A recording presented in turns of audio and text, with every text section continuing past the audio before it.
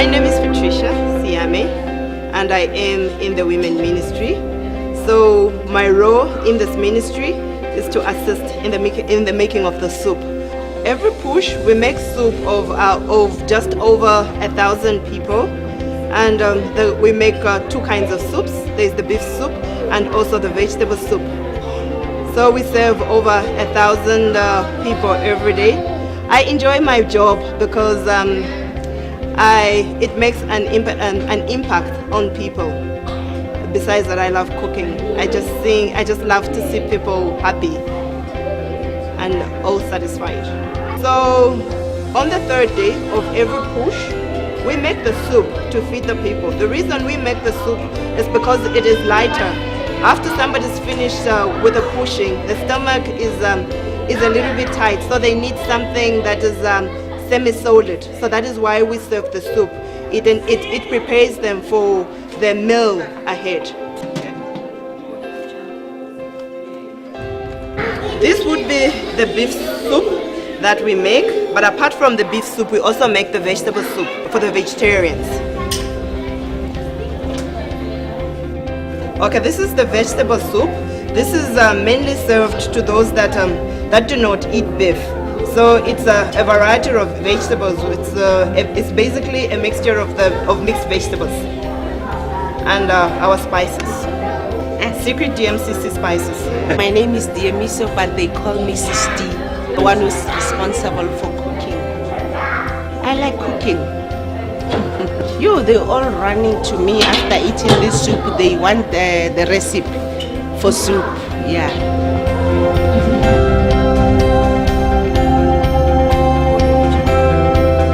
I'm Tepiso Podile. I'm from Katlehong in the East Rand, but I stay in Pretoria. I heard about the push program sometime in June because I was involved in a car accident and I got a courtesy car. So the program was pre-tuned, the channel. That's when I got to hear about it. And then I think on the 30th, just 2 days before the push program got confirmed to me that I should come because I've been praying about it. I don't do anything before God says it's okay for me to do it. Then I only got home, I think, at like 11:30, at about 11 on the 31st. And I wanted to make it for the 11:30 service, but unfortunately I couldn't make it. So I packed and I asked for God's favor. God, I'm going to go there because I wanted to sleep. And he said, no, you're going to be late. You're going to be caught in traffic because you stay in Pretoria. So it's best you come. I drove from 3 in the morning. I got here at 4. And as I parked, hardly 5 minutes, a guy came, he works here, and then they woke up his faith to open for me. Because I was thinking I'm going to sleep in the car, So then fine. My experience with Push, God has been doing amazing things. I found myself impatient. But yesterday I went to the ATM and I was doing transactions and there were people very impatient behind me. They wanted to use the ATM, obviously. So I decided, okay, Tsepi, just go, you'll come back, or queue again and come back. And then that's when I realized, okay, I'm becoming more and more patient. And before I slept yesterday, I got an SMS to say that a debt of, it was 450 that I'm supposed to pay. It was actually 950 in total. The medical aid paid 500 due to the accident. And then it's for the x-rays. Then I was supposed to pay 450 cash, which I didn't have. And then I got an SMS to say I only owe 74 rands. Then I asked God, but why 74 rands? And then I remember Pastor saying, a lady was crying, saying the husband is cheating on her. And the more she was complaining, he said, be grateful. And when I saw that 74 rands, I said, thank you, Lord. Thank you. I just thank God. Because then it means he's putting appreciation in my heart. Then it means I'll learn to be more appreciative of the little things that I have. I've seen God move. It's like I've got this peace inside of me. I'm so peaceful. Everything that there was this war raging inside of me, and God is just doing an amazing thing. I feel like a new creature because every morning I would pray and say, God, I yield myself to you. Reconstruct me. And it's been going on for a while, but in 3 days it's done. It's done. I found my peace, and yes, I am going back home with everything, all my breakthroughs, everything. I've received it. My name is Namasondo Bengu. I stay in Protea Clan, Soweto. I heard about the push program from a pastor friend of mine. I work with him. His name is Colin Mura. He told me that there's so many miracles, there's so many deliverances that are happening in this program. So I told myself that I think it's important that I try it out because I feel that my life has been stuck. It hasn't been moving. At certain points in time, you tell yourself that by this certain age, I should have 1, 2, 3. So I felt that I don't have those things, and I have been fasting on my own, praying, doing your 1 day, obviously not a dry fasting. So I told myself that give this a try, give God a try, because He's the answer to everything. So I came here on Thursday, just before 11. I joined the service briefly and then went to book for a place to sleep, and then everything started. I realized that it's about prayer. It's about you talking to God, just having a conversation with Him. So during the 3-day period, I felt God moving because I didn't think I would make it 3 days without food, without water. That made me very nervous. I thought, okay, let me try it. I'll see. If I fail, I'm going to try again. But I've made it through, and I'm really grateful to God that He's doing things in my life. I feel light because I'm this person who worries a lot. I'm a worrier. I worry a lot. But through these 3 days, I've been relaxed. I've been having fun in the presence of the Lord. So God has been good to me. And yes, I'm expecting lots of breakthroughs. I'm praying that I wait on God and I wait on God's promises without being anxious, and just presenting everything to Him through prayer and petition, as He says in His word. So yeah, I've been here. I've met good people. I've met godly people. A lot of women of God. I'm grateful for that, and I'm grateful for DMCC. It has changed my life, and I'm hoping to see more fruitfulness in my life. Yes. My name is Nondumiso Dlamini. I'm from Mpumalanga, Barberton. That's where I stay. I first heard about DMCC when I was watching one gospel.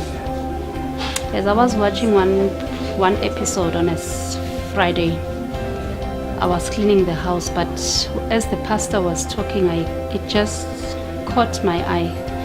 I sat down and I listened to what he was saying. Then the next program, I recorded it. My parents were coming to visit, and I showed them the program. So my dad insisted that we come in July. That was my first time when I pushed. We pushed in July.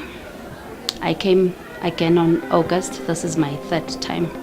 What I've learned here is to stand firm in your prayers, not to be anxious and to be worried about not getting your answer now, but just to stand firm in your prayers and believing in God that something will change in your situation. My major situation, we've got trucks at home, so these trucks were not getting any work. They were just sitting there, standing there, no work, no nothing. You get contracts, people promise you something, it doesn't work out. So on my first push, I came, I spoke to Pastor. Pastor said, I mustn't worry. God will make a way. Yesterday, my husband phoned me in the evening after the 1 o'clock service. He told me that he's from a meeting in Pretoria and he got a major deal. I don't know what it is. He just said he will tell me when I get it home. Amen. So I'm just grateful to God. I'm just grateful, so grateful that God is working out something for me, and I've grown spiritually. I can feel that I can pray. This was my first time to fast for 3 days without water and food. I'm used to fasting from in the morning and in the evening I break, but this time God has given me the strength and the power to do it for 3 days. So if He did it for me, He can do it for everyone. And I thank you so much.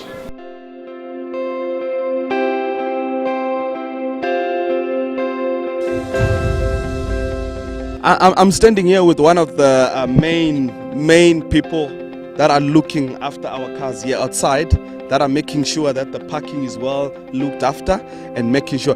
Tell us exactly, sir, what do you guys do?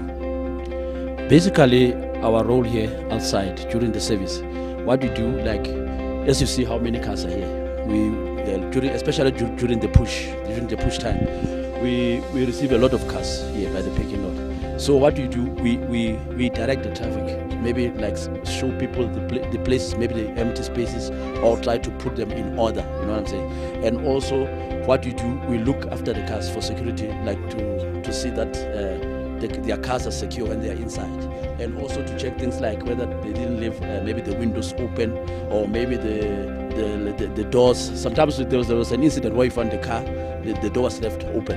Yeah. So there are sometimes things where you find that maybe they've left the lights on, or maybe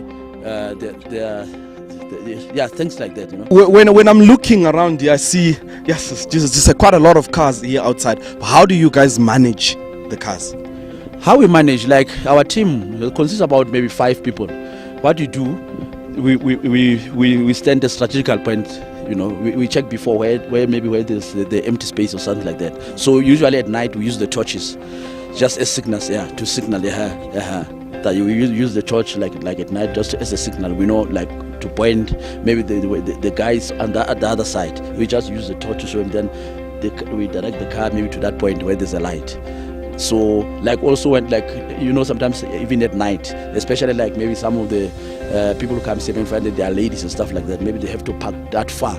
So at least our presence there, you'll find that maybe it makes them comfortable and easier for them to concentrate when they're inside the church. You know what I'm saying? So, yeah, that's actually we just mainly do like security, like parking and security. That's what we do.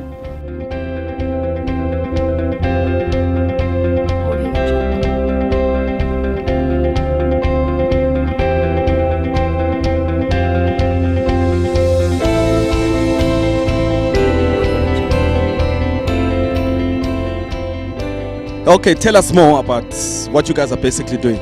Actually, we are trying our best to check each and every car.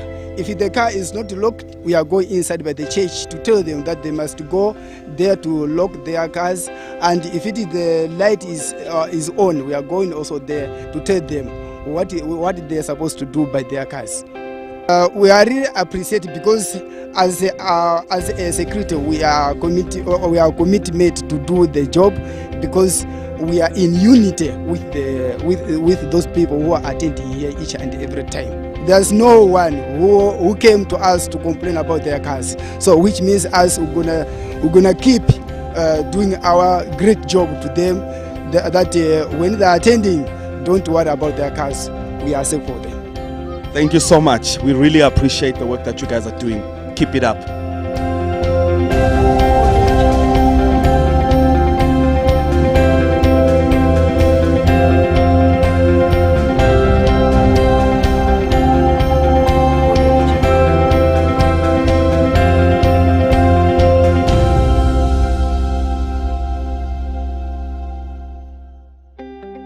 Bless you, viewers of Guests of Destiny program. This is Guests of Destiny. We're here this afternoon in a home visit to one of the push participants called Tumi. We are here in Fleof. It's a nice house, it's a nice place. We've come to visit one of the push participants who has been testifying. Some of you have been seeing her in camera, but today we've come just to have a visit and a talk with her to explain, to tell us the details of this house. We are in this house which was miraculously paid off when Tumi came in the Gates of Destiny to consult and to speak to the men of God. He was in the studio in one of the radio stations, and he gave a prophecy and a prophetic instruction that people may key in by sowing their seeds, especially installments on their cars, their houses.